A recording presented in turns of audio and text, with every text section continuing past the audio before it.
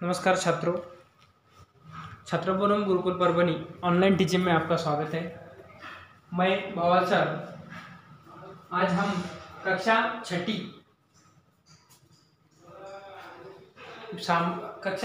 हिंदी विषयाचा पढ़ेंगे। तो अब तक हमने दूसरे वीडियो में, जो पिछले वाले वीडियो है, उन वीडियो में हमने उपहार के पहले के पाठ देखे हुए हैं। तो इस वीडियो में हम पाठ क्रमांक 3 जो है वो है उपहार। आज हम उपहार यह पाठ देखेंगे। कक्षा छठी विषय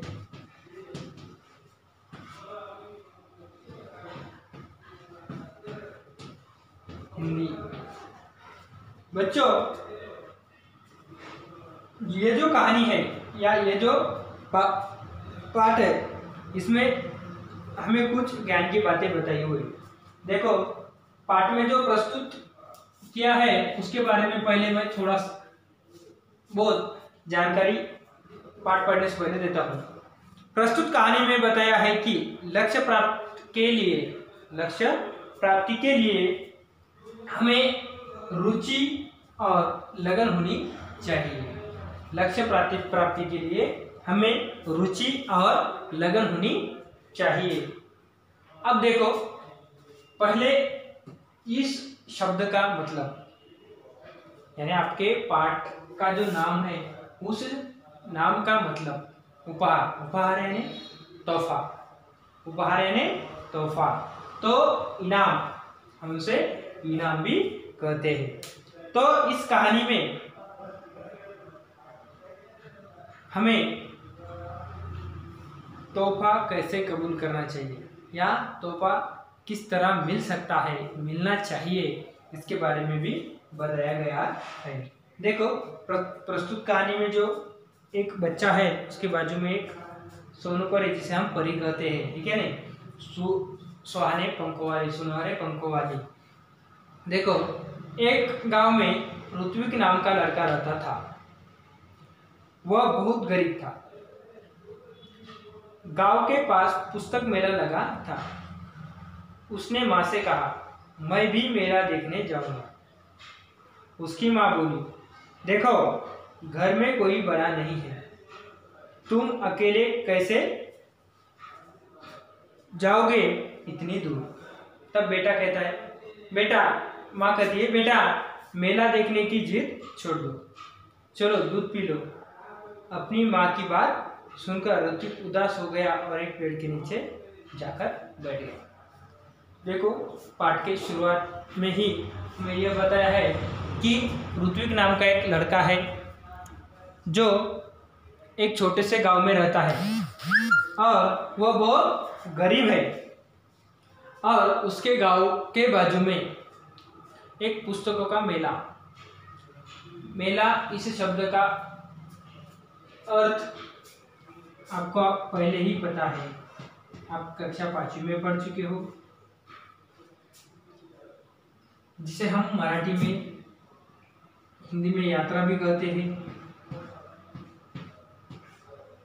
या मराठी में जत्रा कहते हैं। जैसे हमारे यहाँ मेला लगता है, वह उर्स का मेला रहता है। कौन सा मेला रहता है? उर्स का मेला रहता है। लेकिन वह पुस्तकों का मेला है क्या? नहीं, खिलौना का है, खाने पीने का है और मौज मजे करने का मेला हुआ है। तो उसी तरह का मेला, लेकिन वह किताबों का मेला है। वह किताबों का मेला ऋत्विक के गांव के बाजू में लगा हुआ था, जिसके पास के गांव में लगा हुआ था। उसने अपने माँ से क्या कहा था? माँ, मैं भी मेला देखने जाऊंगा। माँ, मैं भी मेला देखने जाऊंगा। तब उसकी माँ आगे कहती है, देखो, घर में कोई बड़ा नहीं है, तुम अकेले कैसे जाओगे इतनी दूर। वो उससे सवाल करती है, देखो, घर में कोई नहीं है, फिर तुम इतनी दूर कैसे जाओगे। तब बेटा, मेला देखने की जिद छोड़ दो, लो दूध पी लो और अपनी माँ अपने जो विचार है उसके पास सामने माँ बता रखती है और कहती है कि बच्चा बेटा ऐसा मत करो। तभी अपने माँ की बात सुनकर ऋतिक क्या होता है, उदास होता है। उदास होता है यानी दुखी होता है। उदास होना, नाराज होना, दुखी होना, नाराज होना। इसे मुहावरों का वाक्य में प्रयोग करो। अगर ये मुहावरा आया उदास होना तो उसका अर्थ लिख सकते हो नाराज होना, और उसके बाद आपको वाक्य में प्रयोग करो। ऐसा अगर सवाल आता है तो आप क्या कर सकते हो कि लिख सकते हो ऋत्विक अपने माँ की बात सुनकर उदास हो गया। ऐसा आप उसका वाक्य में प्रयोग कर सकते हो। ठीक है, आगे देखो क्या करते ऋत्विक का हल क्या है। अचानक ऋत्विक जब पेड़ के नीचे जाकर बैठता है तब उसकी अचानक एक पेड़ के पीछे दूर उसकी दृष्टि पड़ती है और जहाँ बहुत तेज रोशनी थी वहां पर उसकी दृष्टि जाकर थमती है। वह उठकर वहां गया। वहां सुनहरे पंखों वाली एक परी खड़ी थी।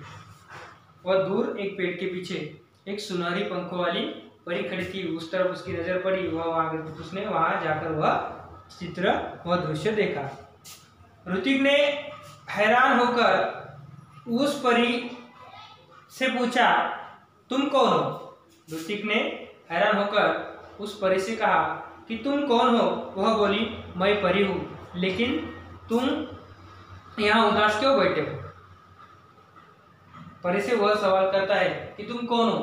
तब परी उसे बताती कि मैं परी हूँ, लेकिन परी बाद में उससे सवाल करती कि तुम इतने उदास क्यों बैठे हो? तब परी के प्रश्न का जवाब देने से पहले उसके आंखों में जो है वह आंसू आ गए। वह बोला, मैं अपने दोस्तों के साथ पुस्तक मेला देखना और पुस्तकें खरीदना चाहता हूँ। यह सुनकर ऋत्विक खामोश हो गया। परी जब सवाल करती है तब ऋत्विक उसे परी को जवाब देता है कि मैं पुस्तक मेला अपने मित्रों के साथ देखने या पुस्तकें खरीदने जाना चाहता हूँ। तब ऋत्विक इतना कहता है और वह खामोश हो जाता है। तब परी बोली, इसमें दुख की क्या बात है? इसमें दुख की क्या बात है? यह समझ लो तुम्हारी मदद करने के लिए ही मैं आई हूँ। परी कहती कि इसमें दुख की क्या बात है? तुम दुखी मत हो, यह समझो कि मैं खुद तुम्हारी मदद करने के लिए ही आई हूँ। ऐसा मैं तभी करूंगी जब तुम मेरी परीक्षा में उत्तीर्ण हो जाओगे। परी बाद में उसे कहती कि मैं लेकिन तुम्हारी मदद तभी करूंगी जब मैं जो परीक्षा लेने वाली हूँ उस परीक्षा में अगर तुम उत्तीर्ण हो जाओ, पास हो जाओ तभी। कौन सी परीक्षा? ऋत्विक परी से सवाल करता है, कौन सी परीक्षा है? तब ऋत्विक क्या सवाल करता है, आप कौन सी परीक्षा लेने वाले? ऐसा ऋत्विक ने परी से सवाल किया। तब परी ने कहा, बता दिया तो वो परीक्षा कौन सी? परी कहती है, अगर मैंने परीक्षा बता ही दी तो वह परीक्षा कौन सी? तब इतना कहकर परी भी शांत हो जाती है और बाद में ऋत्विक जो कहता है वह हम अगले वीडियो में देखेंगे। ठीक है, धन्यवाद।